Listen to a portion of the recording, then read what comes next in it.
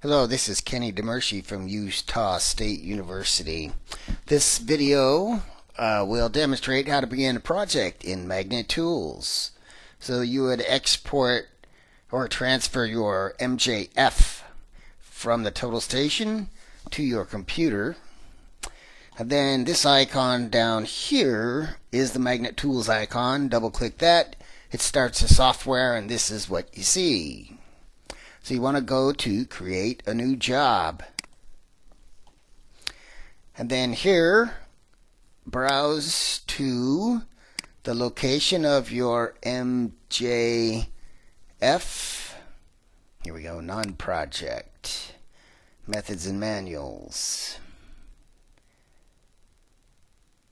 Magnet Tools. Okay.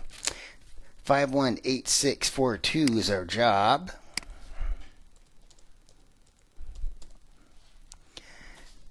And then you should go through all of these windows. You don't necessarily have to, but you want to make sure your configuration is appropriate for whatever type of instrument you're using. We're using a total station. And then next. And this is degrees, minutes, seconds. These are just kind of the default settings. And I would just match what I have here. Okay, next. And with a total station, you don't have to worry about coordinate systems. Okay, create.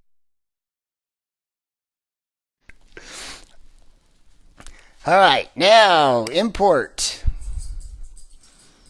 It's defaulting to the wrong location. Let's see, it was et al.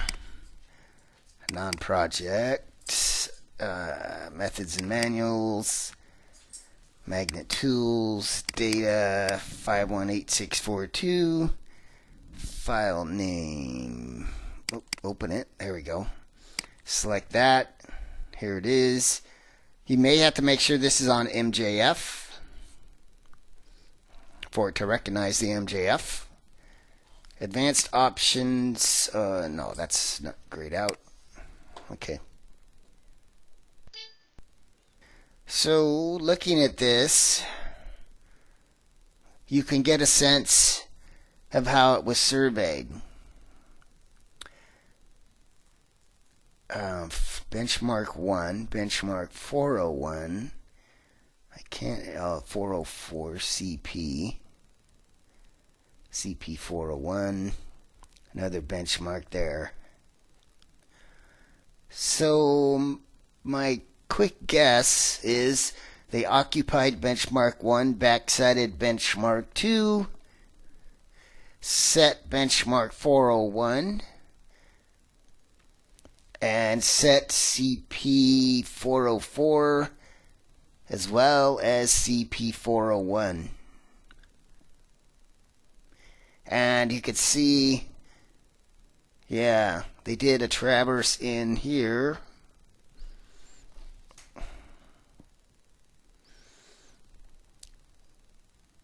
Okay. Oh, it looks like, alright, so they measured the line from 401 to be CP 402.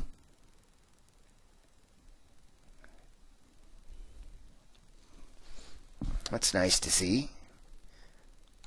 So you can see how they've actually closed this. Well, did they? No, actually they didn't. Okay. That's too bad. So close and yet so far. Alright, so the other views, if you go to the View tab, you can look at a map view. It gets rid of all the lines. You're just looking, it gets rid of the observation lines. You're just looking at the break lines and the topo points. There sure aren't many break lines here. There's some left wetted in there.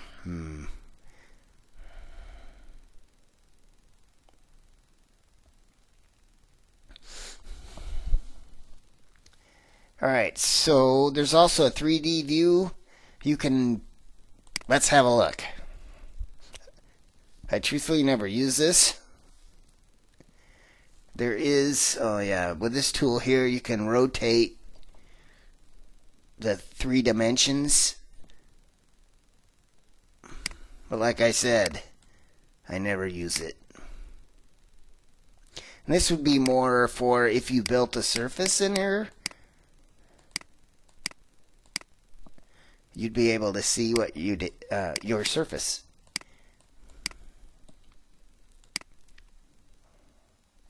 Anyhow, there's that view. So really the 2 important views for our purposes are going to be the observation view and the map view.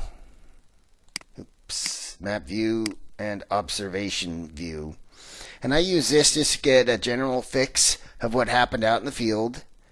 And then if we go to the tabs down here on the Points tab, go to Process, Compute Coordinates.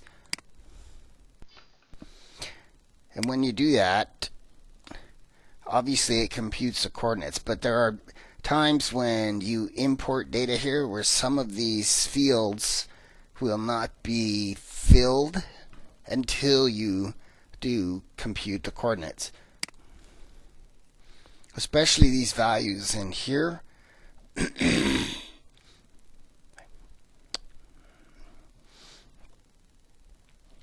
So this is the total station observations.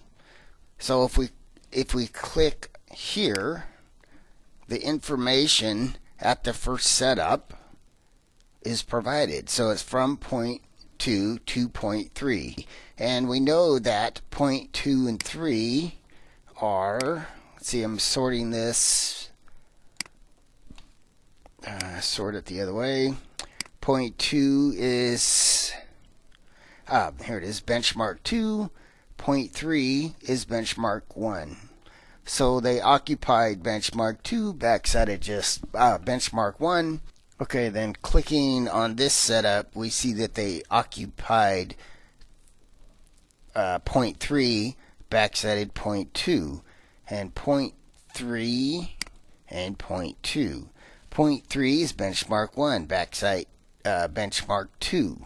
So now we're here, backsiding 2, which I believe is here. Yes. All right, and then they foresighted to benchmark 1. Also, benchmark 3, and over here CP 401. They set CP 401. Stakeout report. Looking at the stakeout report, and you want to make sure when you look at this report that you have done the compute coordinates. So in this job, they didn't do any staking out. If they did, it would have showed up here.